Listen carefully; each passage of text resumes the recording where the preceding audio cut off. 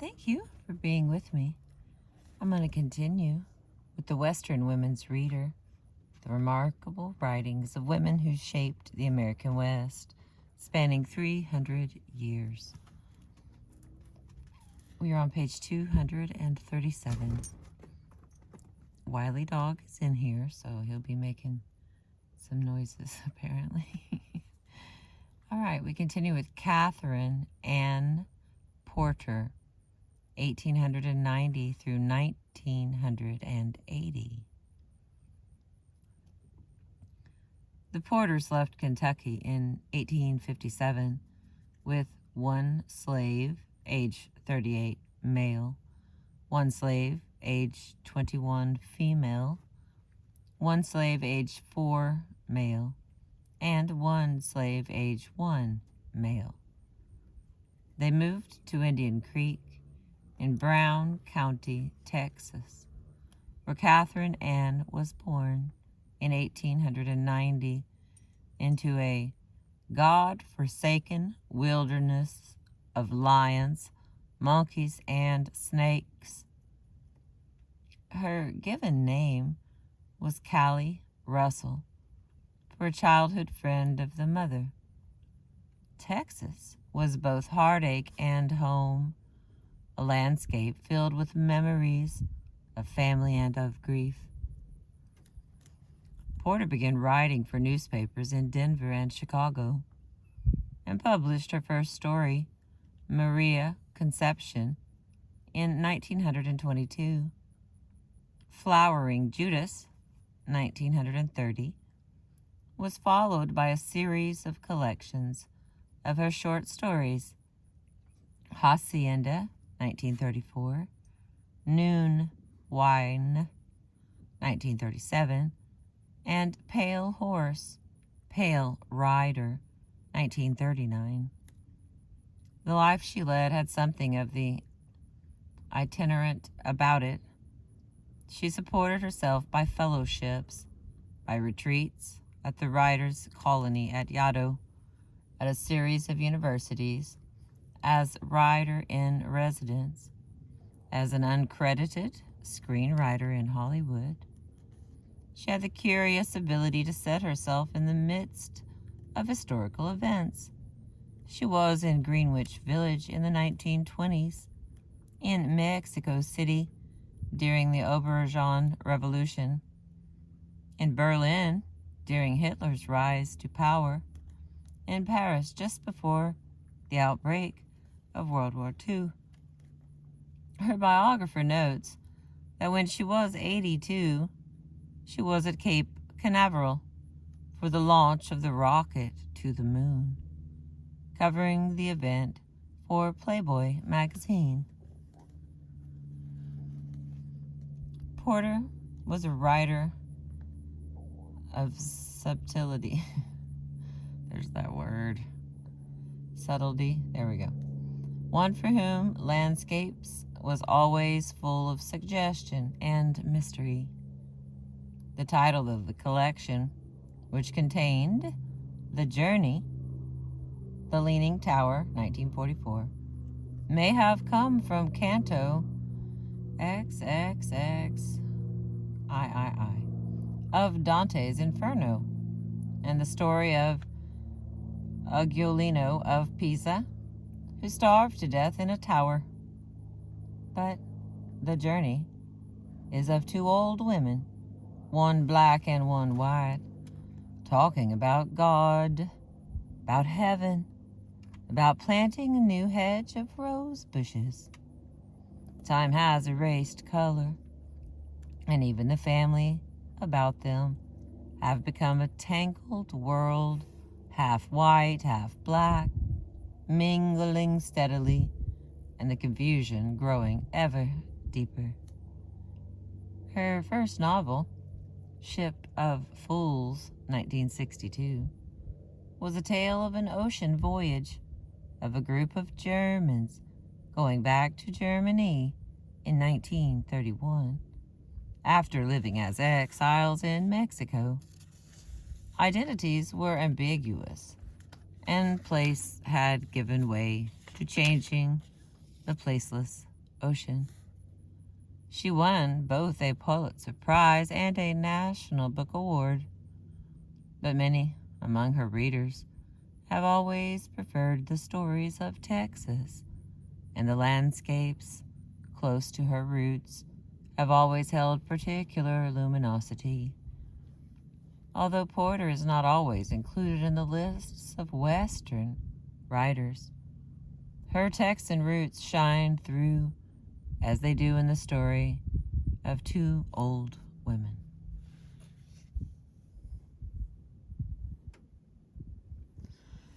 All right, here we go.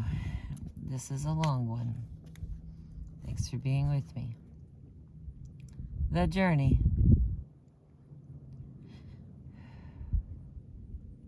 In their later years, the grandmother and old nanny used to sit together for some hours every day over their sewing. They shared a passion for cutting scraps of the family finery, hoarded for 50 years, into strips and triangles, and fitting them together again in a carefully disordered patchwork, outlining each bit of velvet or satin or taffeta with a running briar stitch in clear lemon-colored silk floss. They had contrived enough bed and couch covers, table spreads, dressing tables, scarfs, to have furnished forth several households. Each piece, as it was finished, was lined with yellow silk, folded, and laid away in a chest, never again to see the light of day. The grandmother was the great-granddaughter of Kentucky's most famous pioneer. He had, while he was surveying Kentucky, hewed out rather competently a rolling pin for his wife. This rolling pin was the grandmother's irreplaceable treasure. She covered it with an extraordinarily complicated bit of patchwork, adding golden tassels to the handles, and hung it in a conspicuous place in her room. She was the daughter of a notably heroic captain in the War of 1812. She had his razors in a shagreen case and a particularly severe-looking daguerreotype taken in his old age, with his chin in a tall stalk and his black satin waistcoat smoothed over a still handsome military chest. So she fitted a patchwork case over the chagrin and made a sort of envelope of cut velvet and violet satin, held together with briar stitching, to contain the portrait. The rest of her handiwork she put away, to the relief of her grandchildren, who had arrived at the awkward age when grandmother's quaint, old-fashioned ways caused them acute discomfort.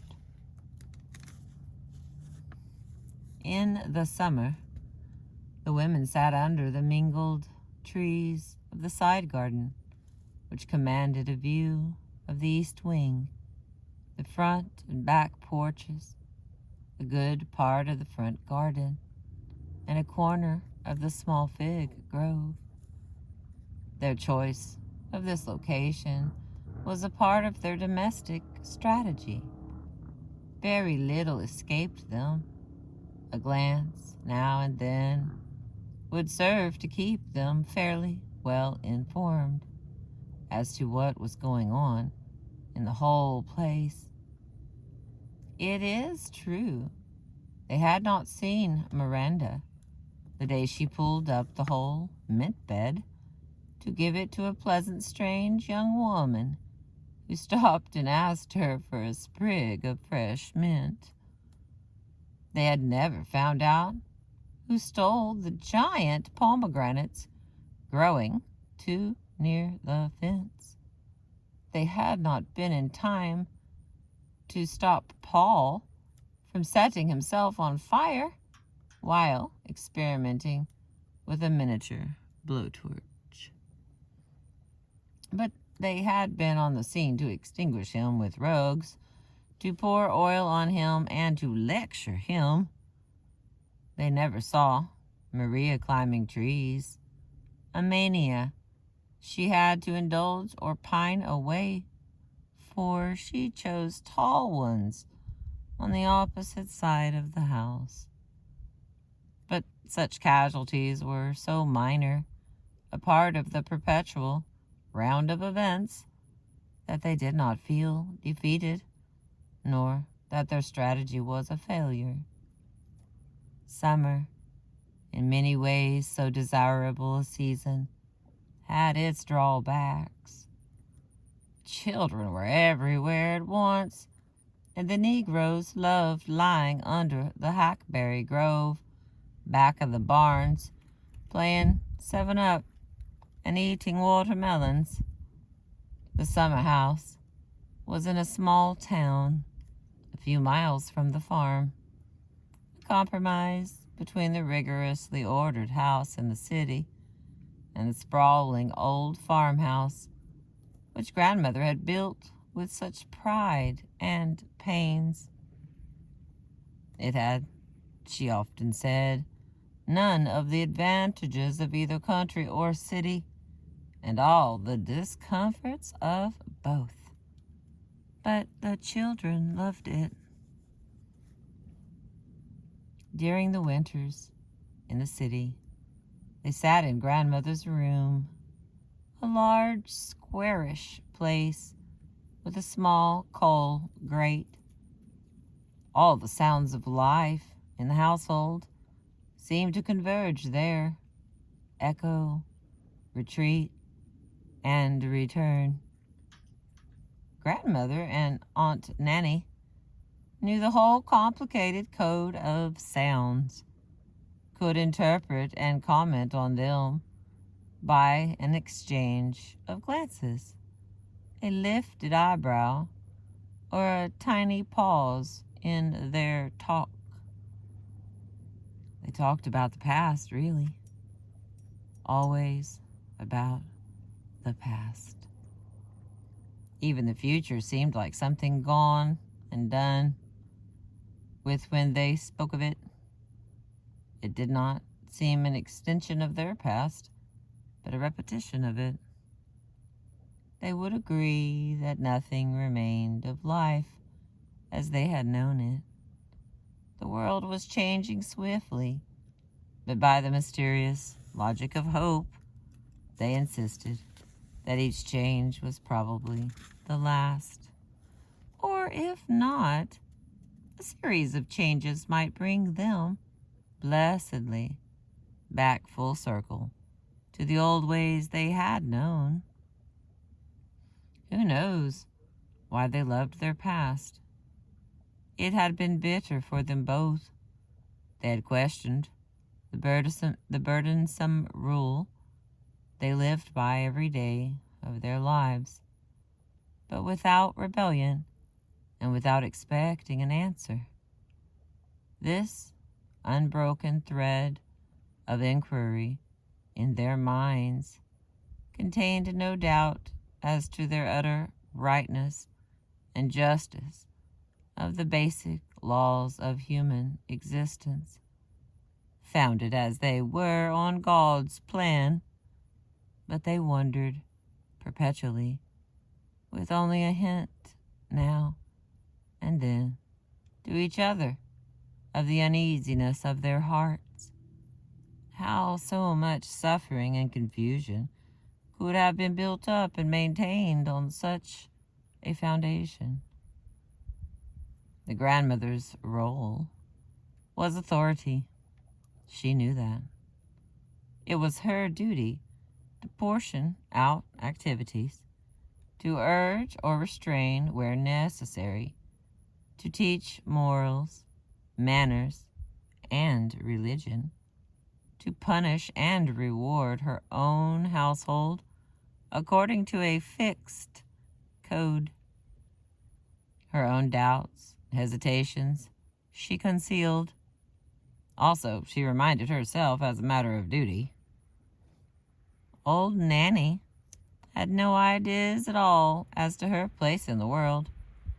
It had been assigned to her before birth, and for her daily rule, she had all her life obeyed the authority nearest to her.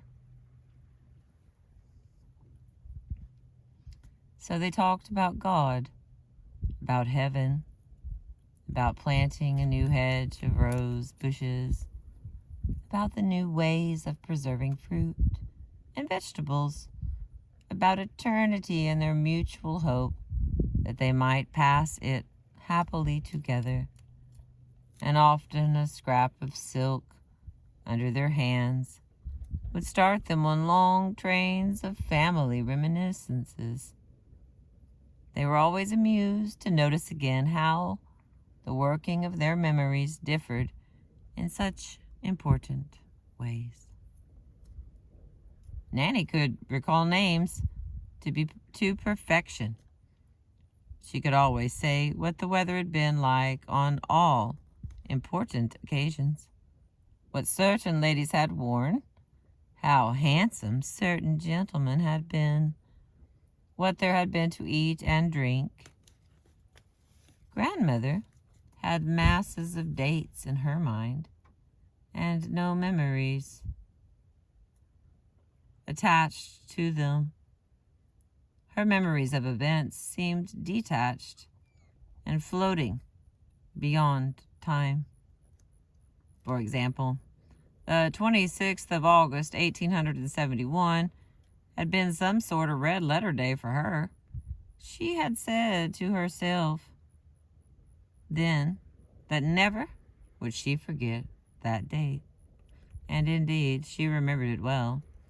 But she no longer had the faintest notion what had happened to stamp it on her memory. Nanny was no help in the matter. She had nothing to do with dates. She did not know the year of her birth, and would never have had a birthday to celebrate if grandmother had not, when she was still Miss Sophia Jane, aged 10, opened a calendar at random, closed her eyes, and marked a date, unseen, with a pen. So it turned out that Nanny's birthday thereafter fell on June 11th, and the year Miss Sophia Jane decided should be 1827, her own birth year, making Nanny just 3 months younger than her mistress. Sophia Jane then made an entry of Nanny's birth date in the family Bible, inserting it just below her own. Nanny Gay, she wrote, in stiff, careful letters, black of course. And though there was some uproar when this was discovered, the ink was long since sunk deeply into the paper, and besides, no one was really upset enough to have it scratched out. There it remained, one of their pleasantest points of reference. They talked about religion and the slack way the world was going nowadays, the decay of behavior, and about the younger children, whom these topics always brought at once to mind. On these subjects they were firm, critical, and unbewildered. They had received educations which furnished them an assured habit of mind about all the important appearances of life, and especially about the rearing of young. They relied with perfect acquiescence on the dogma that children were conceived in sin and brought forth in iniquity. Childhood was a long state of instruction and probation for adult life, which was in turn a long, severe, undeviating devotion to duty, the largest part of which consisted in bringing up children. The young were difficult, disobedient, and tireless in wrongdoing, apt to turn unkind and undutiful when they grew up.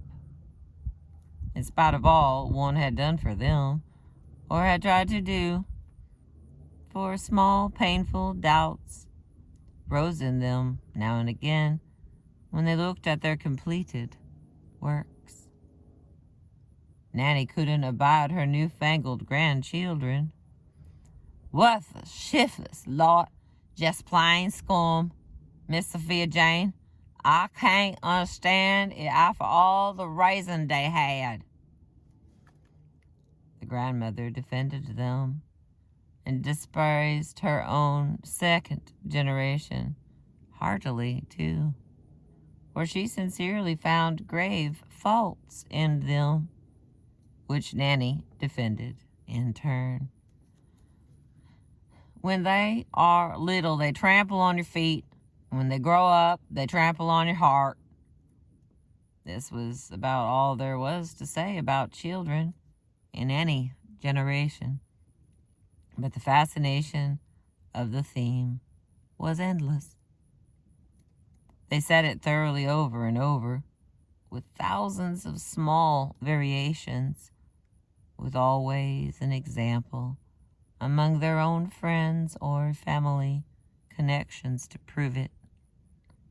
They had enough material of their own. Grandmother had borne 11 children, Nanny 13. They boasted of it. Grandmother would say, "I am the mother of 11 children," in a faintly amazed tone, as if she hardly expected to be believed, or could even quite believe it herself. But she could still point to 9 of them. Nanny had lost 10 of hers. They were all buried in Kentucky. Nanny never doubted or expected anyone else to doubt she had children. Her boasting was of another order. 13 of 'em, she would say in an appalled voice. Yes, my Lord and my Redeemer, 13. The friendship between the two old women had begun in early childhood and was based on what seemed even to them almost mythical events. Miss Sophia Jane, a prissy, spoiled 5-year-old with tight black ringlets, which were curled every day on a stick, with her stiffly pleated lawn pantalettes and tight bodice, had run to meet her returning father, who had been away buying horses and Negroes. Sitting on his arm, clasping him around the neck, she had watched the wagons filing past on the way to the barns and quarters. On the floor of the first wagon sat 2 blacks, male and female, holding between them a scrawny, half-naked black child, with a round, nubbly head and fixed, bright, monkey eyes. The baby Negro had a pot belly, and her arms were like sticks from wrist to shoulder.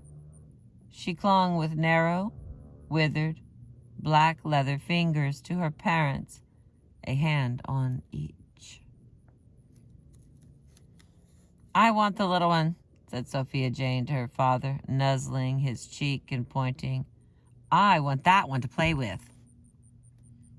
Behind each wagon came 2 horses in lead, but in the second wagon there was a small, shaggy pony with a thatch of mane over his eyes, a long tail like a brush, round, hard barrel of a body. He was standing in straw to the knees, braced firmly in a padded stall with a Negro holding his bridle. "Do you see that?" asked her father. "That's for you. High time you learned to ride." Sophia Jane almost leaped from his arm for joy. She hardly recognized her pony. And the next day, the one clipped and sleek, the other clean in new blue cotton. For a while she could not decide which she loved more, Nanny or Fiddler. But Fiddler did not wear well. She outgrew him in a year, saw him pass, without regret, to a small brother. Though she refused to allow him to be called Fiddler any longer, that name she reserved for a long series of saddle horses. She had named the first in honor of Fiddler Gay, an old Negro who made the music for dances and parties. There was only one Nanny, and she outwore Sophia Jane. During all their lives together, it was not so much a question of affection between them as a simple matter of being unable to imagine getting on without each other.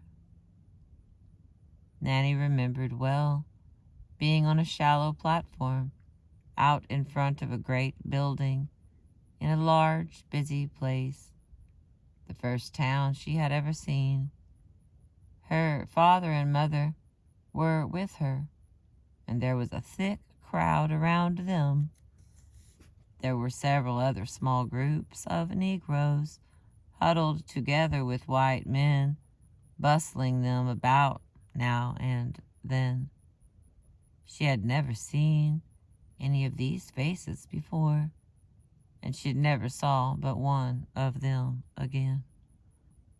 She remembered it must have been summer, because she was not shivering with cold in her cotton shirt. For one thing, her bottom was still burning from a spanking someone, it might have been her mother, had given her just before they got on the platform, just to remind her to keep still. Her mother and father were field hands and had never lived in white folks' houses. A tall gentleman with a long, narrow face and very high, curved nose, wearing a great collared blue coat and immensely long, light-colored trousers.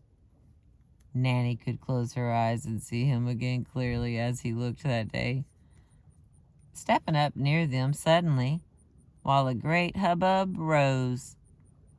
The red-faced man, standing on a stump beside them, shouted and droned, waving his arms and pointing at Nanny's father and mother. Now and then the tall gentleman raised a finger, without looking at the black people on the platform.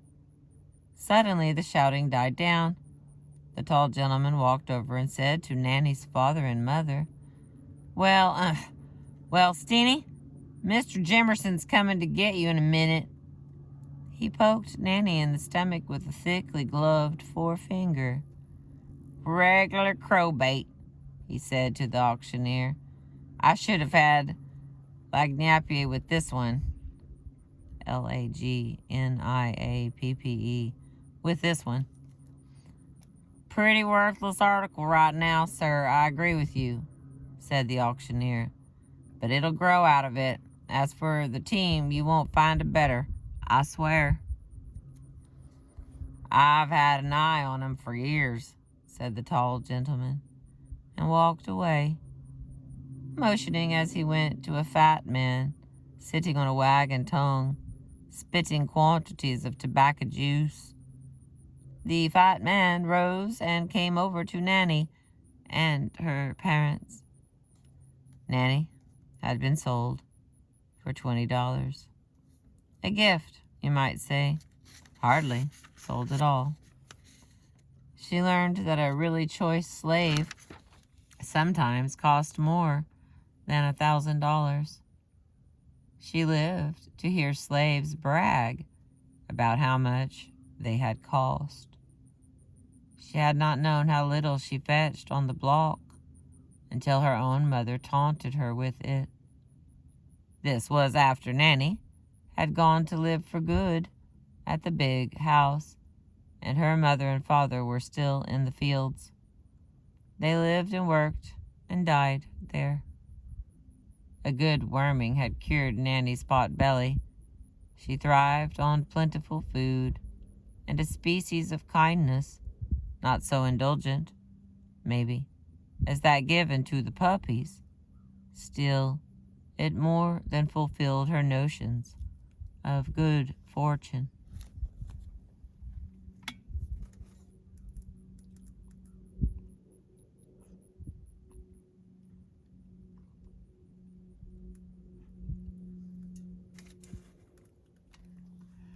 All right, we got it. Okay, let's see. 1, 2, 4. 8 pages left. Okay, 7 pages because I'm somewhere on this page right now. All right, page 244, we continue. There was a little space that implied there's something different about this section. All right. The old women often talked about how strangely things come out in this life. The first owner of Nanny and her parents had gone. Sophia Jane's father said hog wild about Texas. It was a new land of promise. In 1832, he had sold out his farm and 4 slaves in Kentucky to raise the money to take a great 20-mile stretch of land in southwest Texas. He had taken his wife and 2 young children and set out. And there had been no more news of him for many years. When grandmother arrived in Texas 40 years later, she found him, a prosperous ranchman and district judge. Much later, her youngest son met his granddaughter, fell in love with her, and married her, all in 3 months. The judge, by then 85 years old, was uproarious and festive at the wedding. He reeked of corn liquor, swore by God every other breath, and was rearing to talk about the good old times in Kentucky. The grandmother showed Nanny to him. "Would you recognize her? For God's almighty sake," bawled the judge. "Is that the strip of crowbait I sold to your father for $20? $20 seemed like a fortune to me in those days." While they were jolting home down the steep rocky road on the long journey from San Marcos to Austin, Nanny finally spoke out about her grievance. "Looks like a judge might have better raising," she said gloomily. "Looked like he didn't care how much he hurt a body's feelings." The grandmother, muffled down in the back seat in the corner of the old carryall, in her worn sealskin pelisse, showing coffee brown at the edges, her eyes closed, her hands wrung together, had been occupied once more in reconciling herself to losing a son, and as ever to a girl, and a family of which she could not altogether approve. It was not that there was anything seriously damaging to be said against any of them. Only, well, she wondered at her son's tastes. What had each of them in turn found in the wife he had chosen. The grandmother had always had in mind the kind of wife each of her sons needed. She had tried to bring about better marriages for them than they had made for themselves. They had merely resented her interference in what they considered strictly their personal affairs. She did not realize that she had spoiled and pampered her youngest son until he was in all probability unfit to be any kind of husband, much less a good one. And there was something about her new daughter-in-law, a tall, handsome, firm-looking young woman, with a direct way of speaking, walking, talking, that seemed to promise that the spoiled baby's days of clover were ended. The grandmother was annoyed deeply at seeing how self-possessed the bride had been, and how she had her way about the wedding arrangements down to the last detail, how she glanced now and then at her new husband with calm, humorous, level eyes, as if she had already got him sized up.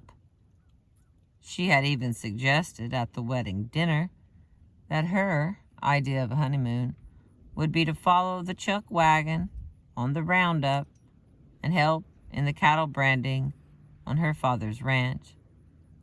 Of course, she may have been joking, but she was altogether too Western, too modern, something like the new woman who was beginning to run wild, asking for the vote, leaving her home and going out in the world to earn her own living. ...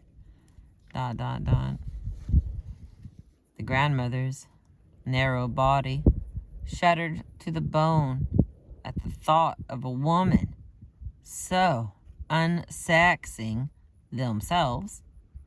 She emerged with a start from the dark reverie of foreboding thoughts, which left a bitter taste in her throat. Never mind, Nanny. The judge just wasn't thinking. He's very fond of his good cheer. Nanny had slept in a bed and had been playmate and workfellow with her mistress. They fought on almost equal terms, Sophia Jane defending Nanny fiercely against any discipline but her own. When they were both 17 years old, Miss Sophia Jane was married off in a very gay wedding. The house was jammed to the roof, and everybody present was at least fourth cousin to everybody else. There were 40 carriages and more than 200 horses to look after for 2 days. When the last wheel disappeared down the lane, a number of the guests lingered on for 2 weeks.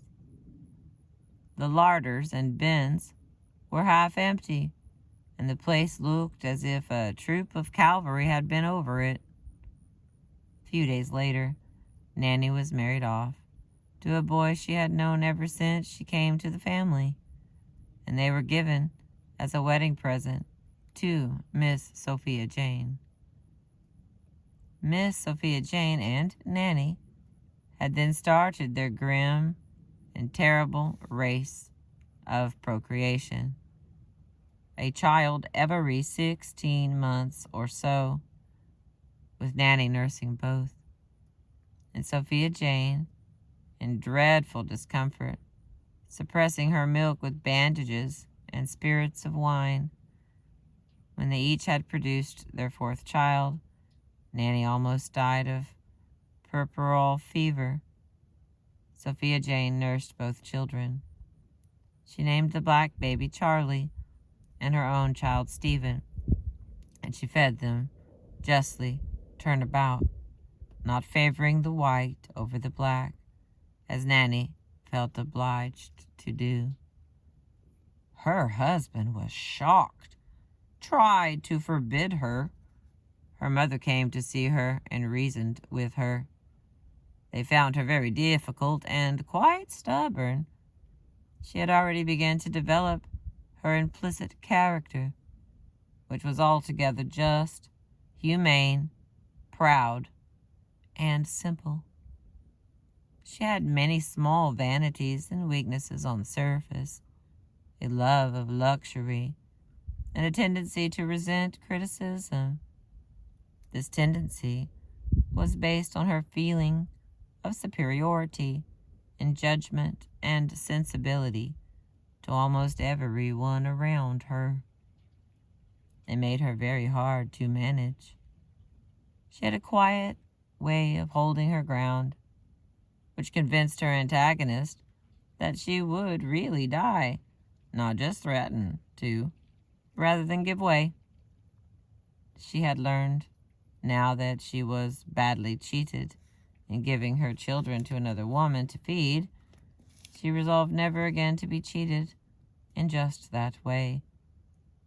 She sat nursing her child and her foster child with a sensual, warm pleasure she had not dreamed of, translating her natural physical relief into something holy, God sent.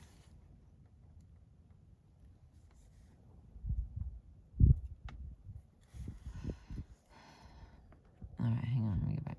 She sat nursing her child and her foster child with a sensual, warm pleasure she had not dreamed of, translating her natural physical relief into something holy, God sent, amends from heaven for what she had suffered in childbed. Yes. And for what she missed in the marriage bed, for there also something had failed. She said to Nanny quite calmly, "From now on you will nurse your children and I will nurse mine." And it was so. Charlie remained her special favorite among the Negro children. "I understand now," she said to her older sister Kaiza, "why the black mammies love their foster children. I love mine so." So Charlie was brought up in the house as playmate for her son Stephen and exempted from hard work all his life. Sophia Jane had been wooed at arm's length by a mysteriously attractive young man whom she remembered well as rather a snubby little boy with curls like her own, but shorter, and a frilled white blouse and kilts of the MacDonald tartan. He was her second cousin and resembled her so closely they had been mistaken for brother and sister. Their grandparents had been first cousins, and sometimes Sophia Jane saw in him, years after they were married, all the faults she had most abhorred in her elder brother: lack of aim, failure to act at crisis, a philosophic detachment from practical affairs, a tendency to set projects on foot and then leave them to perish or to be finished by someone else, and a profound conviction that everyone around him should be happy to wait upon him hand and foot. She had fought these fatal tendencies in her brother within the bounds of wifely prudence. She fought them in her husband. She was long after to fight them again in two of her sons and in several of her grandchildren. She gained no victory in any case. The selfish, careless, unloving creatures lived and ended as they had begun. But the grandmother developed a character truly portentous under the discipline of trying to change the characters of others. Her husband shared with her the family sharpness of eye. He disliked and feared her deadly willfulness, her certainty that her ways were not only right, but beyond criticism, that her feelings were important, even in the lightest matter, and must not be tampered with or treated casually. He had disappeared at the critical moment when they were growing up, had gone to college, and then for travel.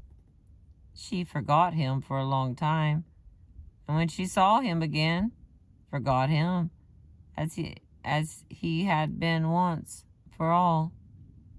She was gay and sweet and decorous, full of vanity and incredibly exalted daydreams, which threatened now and again to cast her over the edge of some mysterious forbidden frenzy. She dreamed recurrently that she had lost her virginity, her virtue, she called it, her sole claim to regard, consideration, even to existence, and after frightful moral suffering, which masked altogether her physical experience, she would wake in a cold sweat, disordered and terrified. She had heard that her cousin Stephen was a little wild, but that was to be expected. He was leading, no doubt, a dashing life, full of manly indulgences, the sweet, dark life of the knowledge of evil, which caused her hair to crinkle on her scalp when she thought of it. Ah, the delicious, the free, the wonderful, the mysterious and terrible life of men.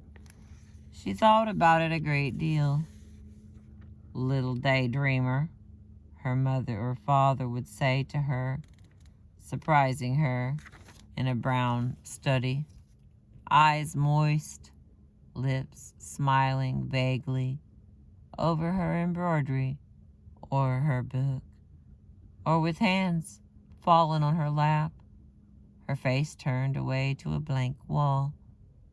She memorized and saved for these moments scraps of high-minded poetry, which she instantly quoted at them when they offered her a penny for her thoughts, or she broke into a melancholy little song of some kind, a song she knew they liked. She would run to the piano and tinkle the tune out with one hand, saying, "I love this part best," leaving no doubt in their minds as to what her own had been occupied with. She lived her whole youth so, without once giving herself away, not until she was in middle age. Her husband died, her property dispersed, and she found herself with a house full of children, making a new life for them in another place, with all the responsibilities of a man, but with none of the privileges. She did finally emerge into something like an honest life, and yet she was passionately honest. She had never been anything else. Sitting under the trees with Nanny, both of them old, and their long battle with life almost finished, she said, fingering a scrap of satin, "It was not fair that Sister Kaiser should have had this ivory brocade for her wedding dress, and I had only dotted Swiss." "Times was harder when you got married, Missy," said Nanny. "That was the year all the crops failed." "And they failed ever afterward, it seems to me," said Grandmother. "Seems to me like," said Nanny, "dotted Swiss was all the style when you got married."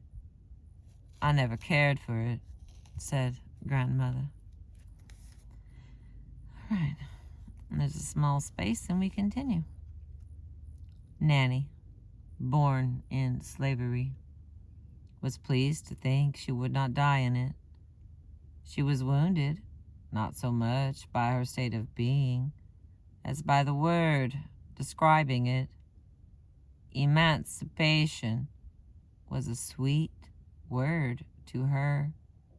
It had not changed her way of living in a single particular, but she was proud of having been able to say to her mistress, "I aim to stay with you as long as you'll have me." Still, emancipation had seemed to set right a wrong that struck in her heart like a thorn. She could not understand why God, whom she loved, had seen fit to be so hard on a whole race because they had got a certain kind of skin. She talked it over with Miss Sophia Jane many times. Miss Sophia Jane was always brisk and opinionated about it. "Nonsense, I tell you. God doesn't know whether skin is black or white. He sees only souls. Don't be getting notions, Nanny. Of course you're going to heaven." Nanny showed the rudiments of logic in a mind altogether untutored. She wondered, simple and without resentment, whether God, who had been so cruel to black people on earth, might not continue his severity in the next world. Miss Sophia Jane took pleasure in reassuring her, as if she, who had been responsible for Nanny, body and soul in this life, might also be her sponsor before the judgment seat. Miss Sophia Jane had taken upon herself all the responsibilities of her tangled world. Half white, half black, mingling steadily, and the confusion growing ever deeper. There were so many men about the place, always younger, brother-in-law, first cousins, second cousins, nephews. They came visiting and they stayed, and there was no accounting for them, nor any way of controlling their quietly headstrong habits. She learned early to keep silent and give no signs of uneasiness. But whenever a child was born in the Negro quarters, pink, worm-like, she held her breath for 3 days. She told her eldest granddaughter, years later, to see whether the newly born would turn black after the proper interval. ... It was a strain that told on her and ended by giving her a deeply grounded contempt for men. She could not help it.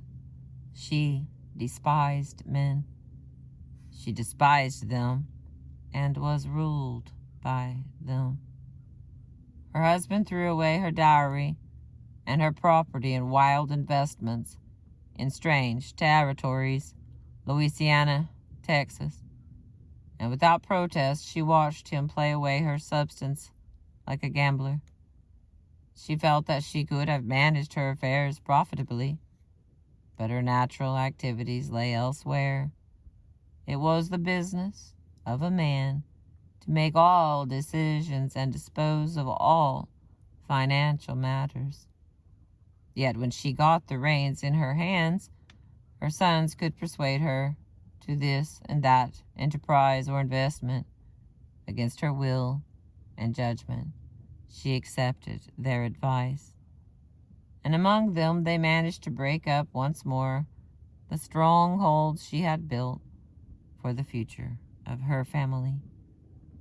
They got from her their own start in life, came back for fresh help when they needed it, and were divided against each other.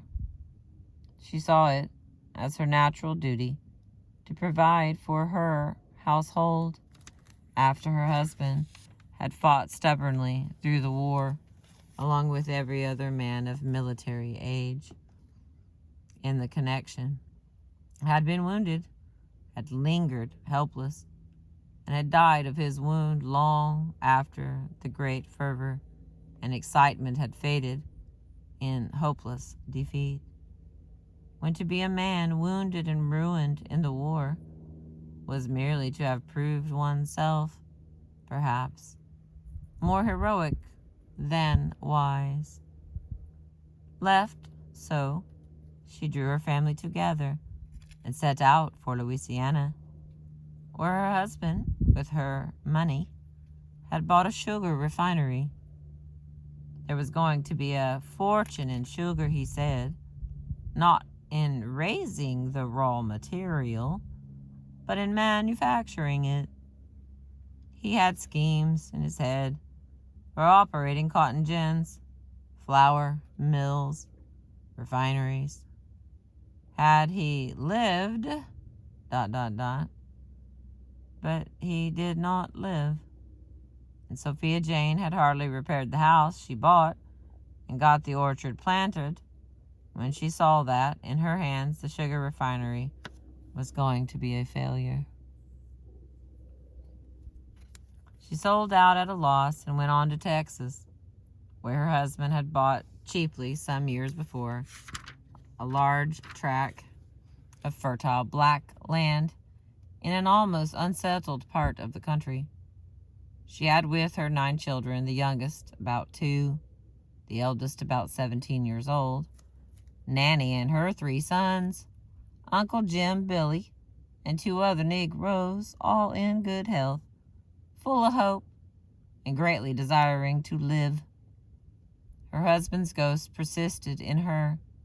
She was bitterly outraged by his death, almost as if he had willfully deserted her. She mourned for him at first with dry eyes. Angrily, 20 years later, seeing after a long absence the eldest son of her favorite daughter, who had died early, she recognized the very features and look of the husband of her youth, and she wept. During the terrible second year in Texas, 2 of her younger sons, Harry and Robert, suddenly ran away.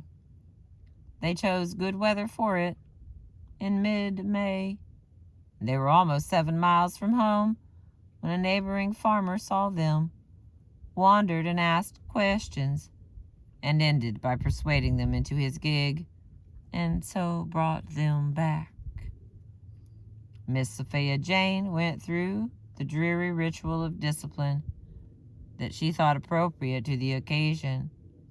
She whipped them with her riding whip, then she made them kneel down with her while she prayed for them, asking God to help them mend their ways and not be undutiful to their mother. Her duty performed, she broke down and wept with her arms around them. They had endured their punishment stoically, because it would have been disgraceful to cry when a woman hit them, and besides, she did not hit very hard. They had knelt with her in a shamefaced gloom, because religious feeling was a female mystery which embarrassed them. But when they saw her tears, they burst into loud bellows of repentance. They were only 9 and 11 years old. She said in a voice of mourning, so despairing it frightened them, "Why did you run away from me? What do you think I brought you here for?" As if they were grown men who could realize how terrible the situation was. All the answers they could make, as they wept too, was that they had wanted to go back to Louisiana to eat sugar cane. They had been thinking about sugar cane all winter, ... Their mother was stunned. She had built a house large enough to shelter them all, of hand-sawed lumber, dragged by an ox cart for 40 miles. She had got the fields fenced in and the crops planted. She had, she believed, fed and clothed her children, and now she realized they were hungry. These two had worked like men. She felt their growing bones through their thin flesh and remembered how mercilessly she had driven them, as she had driven herself, as she had driven the Negroes and the horses, because there was no choice in the matter. They must labor beyond their strength, or perish. Sitting there with her arms around them, she felt her heart break in her breast. She had thought it was a silly phrase. It happened to her. It was not that she was incapable of feeling afterward, for in a way she was more emotional, more quick, but griefs never again lasted with her so long as they had before. This day was the beginning of her spoiling her children and being afraid of them. She said to them after a long, dazed silence, when they began to grow restless under her arms, "Well, grow fine ribbon cane here. The soil is perfect for it. We'll have all the sugar we want, but we must be patient." And then here's the last paragraph. I hope I can fit it in. If my battery dies, I'll add it to the next one. Thank you for being with me. I appreciate you. By the time her children began to marry, she was able to give them each a good strip of land and a little money.